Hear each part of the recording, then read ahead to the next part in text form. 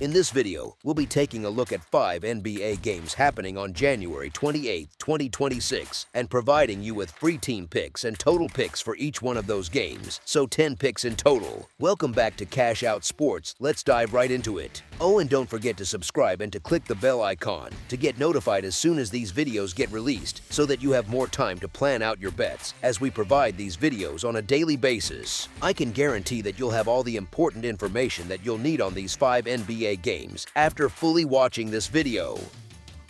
One more thing before we start: if you would like to gain access to our best exclusive sports picks to take your journey to the next level, then check out our Patreon in the link down below, where we offer our best single picks, parlay picks, and much more. Now let's get started. Los Angeles Lakers versus Cleveland Cavaliers. The Los Angeles Lakers head into Cleveland to take on the Cavaliers at Rocket Mortgage Fieldhouse on Wednesday night, and there is a lot going on beneath the surface of this matchup. You have one team riding a nice little surge and another quietly putting together a stronger long stretch, which already makes this feel like one of those games that looks simple on the board but is not so simple once you start unpacking it. Los Angeles has picked up wins over the Mavericks and the Bulls, and they have the Wizards on deck, so they are in the middle of a busy stretch where rhythm actually matters quite a bit.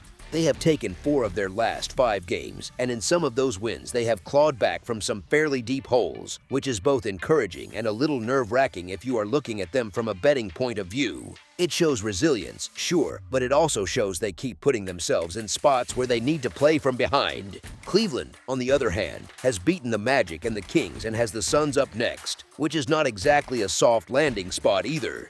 The Cavaliers have come out on top in 11 of their last 15 outings and have snagged 6 wins in their last 7, so they are clearly in their best groove of the season so far. That kind of run tends to build confidence even when the roster is not quite whole, and here, it definitely is not. The Lakers are still without the injured Austin Reeves, which does chip away at their rotation and flexibility a bit, especially in how they stagger offense and secondary playmaking.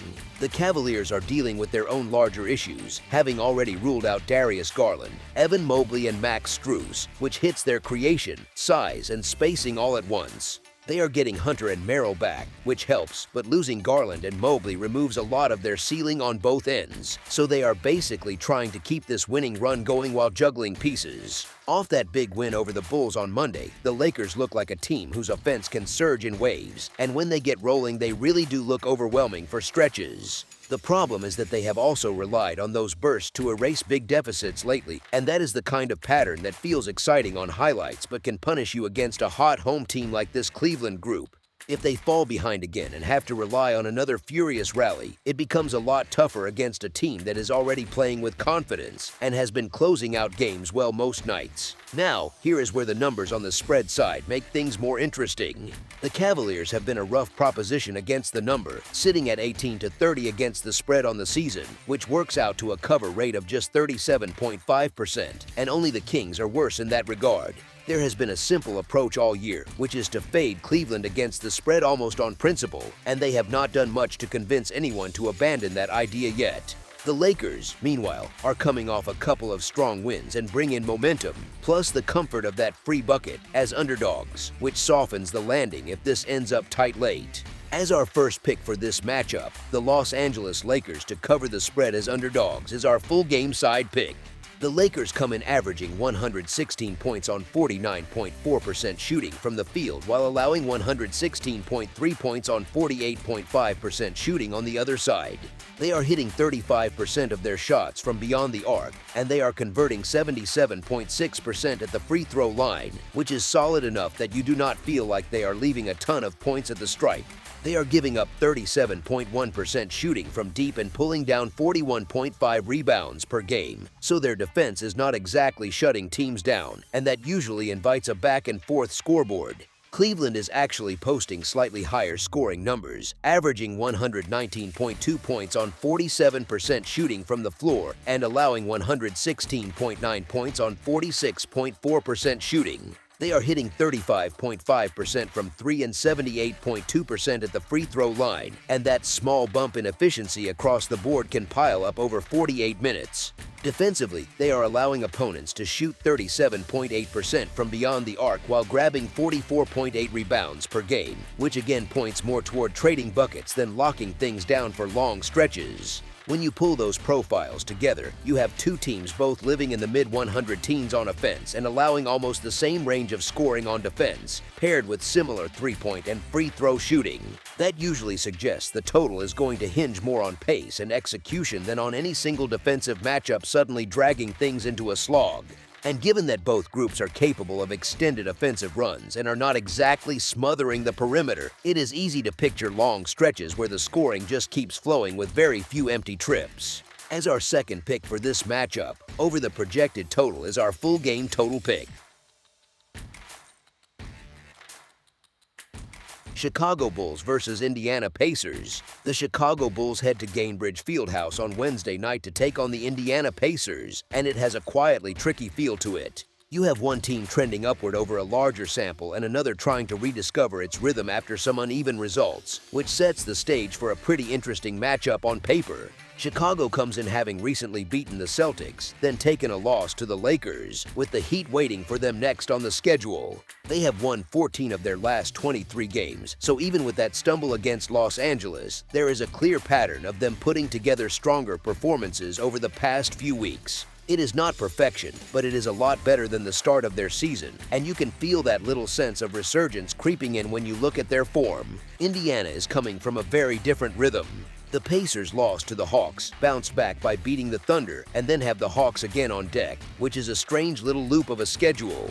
They have dropped 5 of their last 7 games, so their recent body of work leans more toward frustration than confidence, even if that win over Oklahoma City provided a brief high. On the injury front, the Bulls are still missing Zach Collins, Trey Jones, and Emmanuel Miller, which means their depth chart is not entirely full, even though the main narrative around them has been that they are relatively healthy compared to earlier stretches. The Pacers are without Tyrese Halliburton, their key offensive engine, and Jarvis Walker is listed as questionable, which complicates their rotations and how they manage lineups across 48 minutes. When your primary creator is sitting, it usually shows up in how consistently you can generate good looks, especially late in close games. Chicago had been rolling before the Lakers halted them in a tough loss on Monday, but that does not erase the broader push they have made recently. They open as favorites here against Indiana, and that status is not just about name value. It reflects how they have been playing compared to a Pacers team that followed the emotional high of knocking off the Thunder by laying an absolute egg against the Hawks. You can honestly make a case for this game landing close and going down to the wire because home court and pride still matter, but possession by possession, the Bulls have looked a bit sharper and more trustworthy over the last stretch. They have that feel of a team trying to claw its way back into relevance, while the Pacers are still searching for stability without their lead guard. As our first pick for this matchup, the Chicago Bulls to win and cover the spread as favorites is our full game side pick. The Bulls are averaging 117.9 points on 47.6% shooting from the field, which shows that their offense has been fairly efficient when they get into their sets.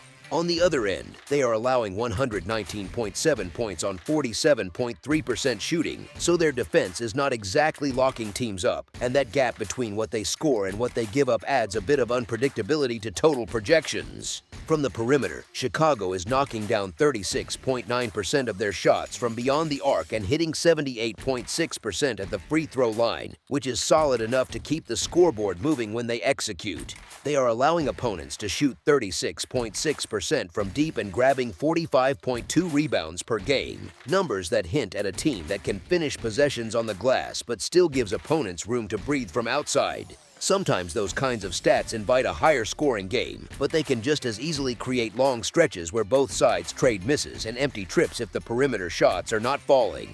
Indiana, meanwhile, is averaging 110.1 points on 44.2% shooting, which is noticeably lower output than Chicago's. They are allowing 118.2 points on 48.3% shooting, so their defense has been even more forgiving, but the key piece is that offensive number sitting closer to the low 100 teens. They are shooting 34.2% from three-point range and 76.4% from the free throw line, which are more modest marks and suggest that when they are not getting easy looks, their scoring can flatten out. Defensively, the Pacers are allowing 34.1% shooting from beyond the arc and pulling down 43 rebounds per game, which is respectable on the perimeter but not enough on its own to guarantee a low-scoring grind. Still, when you put their offensive ceiling without Halliburton next to the Bulls' tendency to have stretches of inconsistency, it becomes easier to imagine a game where the total lands a bit lower than the raw defensive points allowed might suggest. You can picture both teams having runs, then cooling off for key stretches. And that kind of ebb and flow often keeps the total from completely exploding past the number. As our second pick for this matchup, under the projected total is our full game total pick.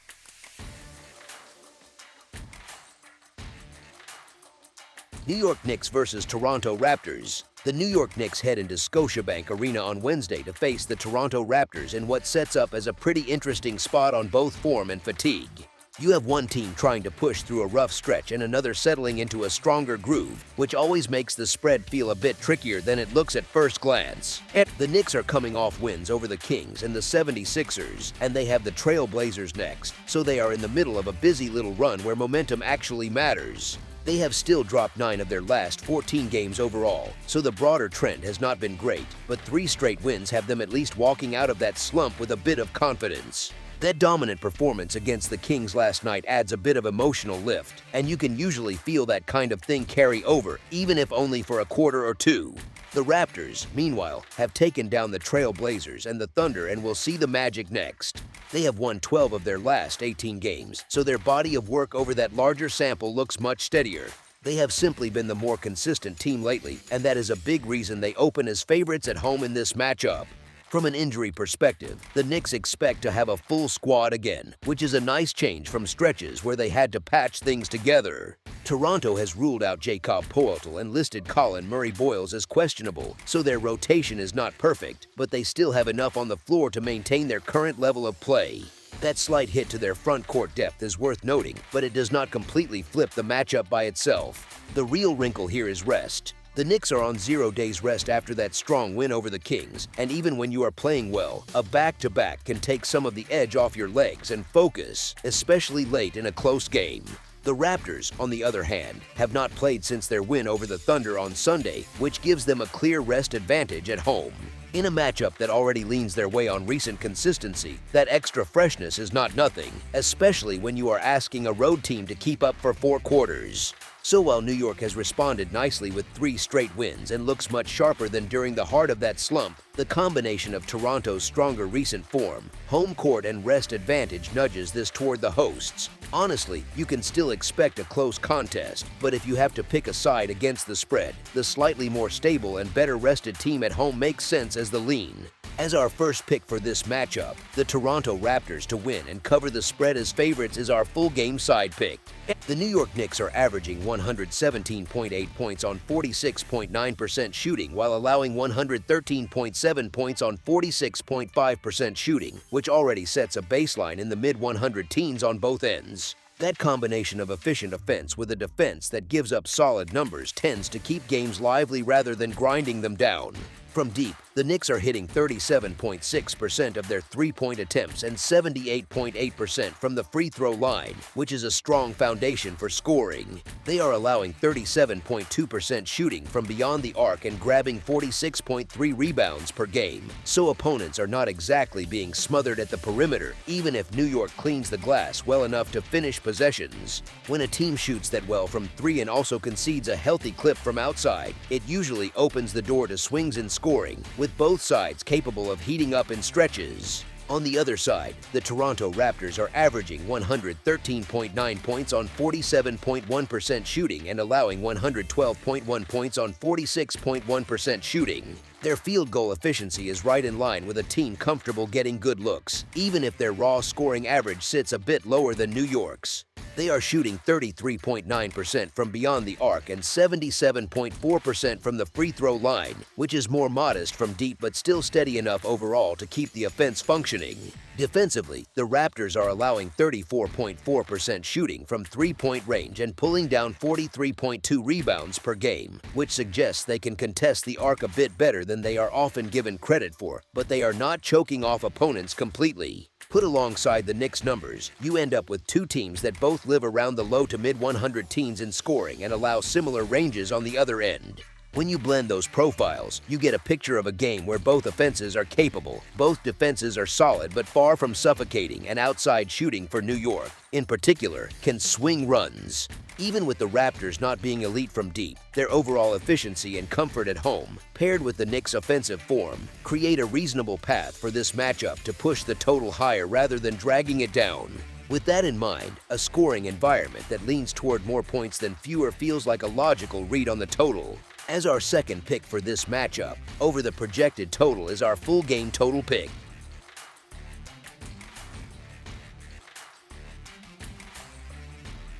Orlando Magic versus Miami Heat. You look at this Florida matchup and on the surface it feels like it should be all Miami, right?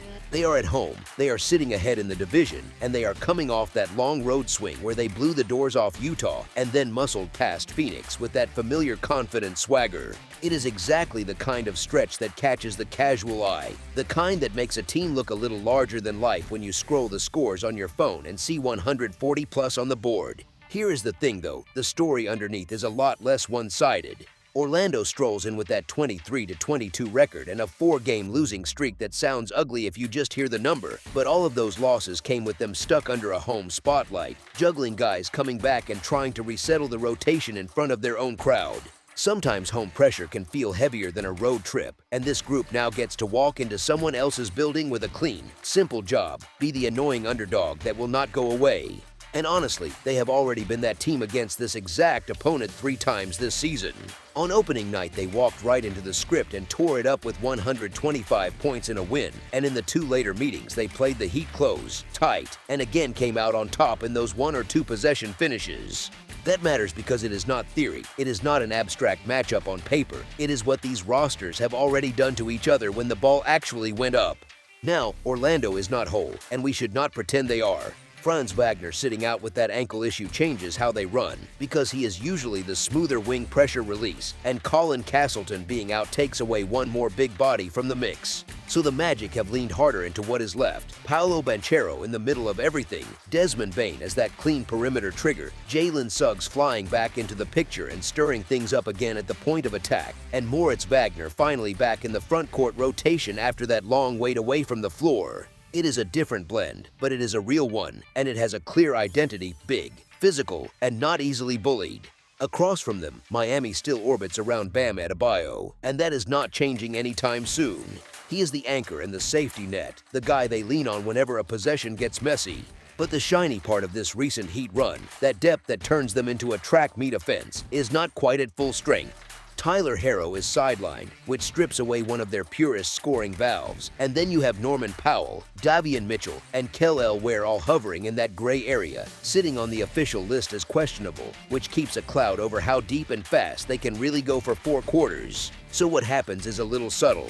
Miami is still asking a lot from the wings and role guys behind Bam. Names like Andrew Wiggins, Jaime Jaquez Jr., Pelle Larsson, Simone Fontecchio, and that kind of supporting cast can look brilliant one night and then slightly stretch the next, especially when the legs are not fully back from a long trip. Those first games back home after a big travel run can be weird. The crowd is happy to see you, but the body clock is still somewhere over the Rockies, and you get that half-step slow feel even if the effort is there. It is not a stat, it is one of those rhythm things you can feel when you watch enough of these schedules play out. Meanwhile, Orlando brings that constant theme of size and paint pressure into every possession. They are happy to lean into physical drives, post touches, and bully ball angles that keep them living near the rim rather than relying on streaky shooting nights. Miami can match that up front, but over 48 minutes, constant collisions can make a fast favorite look a little less explosive and a little more human. And when you remember that every head-to-head between these two this season has ended with that tight, late game, 1 or 2 possession feel, the underdog catching multiple points suddenly looks less like a dice roll and more like a continuation of the same story we have already seen play out 3 times. As our first pick for this matchup, the Orlando Magic to cover the spread as underdogs is our full game side pick.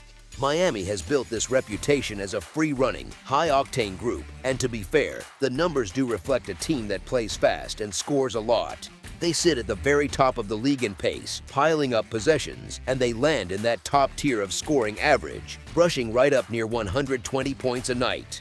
If you only look at raw points, it screams offense, fireworks, and another big number on the scoreboard. Here is the twist that matters for the number on this game. Not every big scoring output is created equal. When you peel it back, Miami's offensive efficiency sits closer to the middle of the pack, and their defense is quietly one of the better units in the league. So a lot of what you see in those huge totals comes from tempo, from cranking up possessions, not from some unstoppable half-court machine that walks into every arena and breaks it. That difference matters when you are trying to decide if a projected total in the high range really makes sense, or if it is just the market chasing highlights. On the other side, Orlando is living in a different rhythm. They sit closer to the middle in pace, not slow, but far from frantic, and their scoring and defending both hover around that similar mid-hundred teens zone. They can play in a track style if someone drags them there, but their comfort zone leans toward measured possessions, more structured looks, and a willingness to grind clock with paint touches and set actions. And lately, in that 4-game slide, the scores tell you they have not exactly been running up the numbers. They have been stuck closer to just over the century mark on most nights, still fighting, but not racing. It is worth remembering what has already happened when these rosters have stared each other down this season. That first meeting exploded, a classic season opener feel, fresh legs, fresh scouting, everyone eager to run, and the final landed in that wild mid-240s range. The later matchups told a different story though. Once both sides had film and familiarity, the totals settled into the low to mid-220s, more controlled, more half-court, less chaos. The same teams, the same coaches, but a very different scoring rhythm once the novelty wore off. Injuries also have a quiet say in how many points we should really expect. Franz Wagner sitting again pulls a scoring and transition piece away from Orlando, which naturally leans them a little more into slower, deliberate creation through Banchero and Bane. On the Heat side, take Harrow out, then put key role players like Powell, Mitchell, and Ware in that uncertain bucket, and suddenly you shave a bit of shooting, a bit of spacing, and a bit of easy creation off the board, even if some of them do end up suiting up. Teams in that situation often tighten rotations, shorten the trust tree, and lean toward more structured offense rather than trading haymakers every trip. One more detail that nudges this away from a pure shootout feel is how both teams like to get their points. They are both comfortable pounding the paint, finishing inside, and playing through contact at the rim. Paint-heavy scoring looks great in the box score, but possession by possession, it burns clock. It turns games more physical, and it usually means fewer quick three-point barrages early in the shot clock. So when you put that style together with the current injury picture and the way the last couple of meetings have actually looked on the floor, the projected number sitting high feels more like it is chasing the reputation of a sprint than the reality of how these 48 minutes are likely to flow. As our second pick for this matchup, under the projected total is our full game total pick.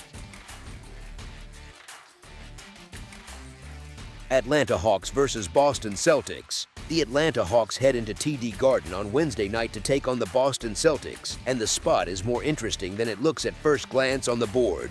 You have a home favorite with a strong long-term record against a road team that has quietly started to punch back after a rough stretch. Atlanta is coming off wins over the Pacers and the Suns, with the Rockets up next, so they are right in the middle of a pretty active run. Even so, they have still dropped 17 of their last 27 games overall, which tells you how deep the hole was before this recent surge. That blowout of the Pacers on Monday, though, was the kind of result that can give a group real confidence that things are shifting in the right direction.